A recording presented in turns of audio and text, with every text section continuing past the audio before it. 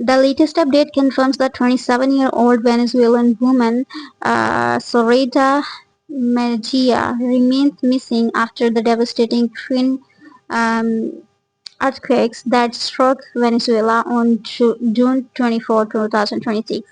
Her family continues to search hospitals, morgues, and the rubbles of her apartments in La Guaira, but she has not yet been found. The UN estimates up to 50,000 people are still missing nationwide.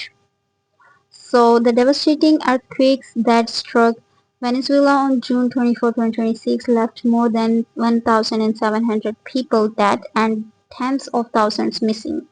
Among those unaccounted for is 27-year-old Soraida Mejía, whose disappearance has become symbolic of the anguish faced by thousands of families across the country. That's all for today's video. Thanks for watching and goodbye.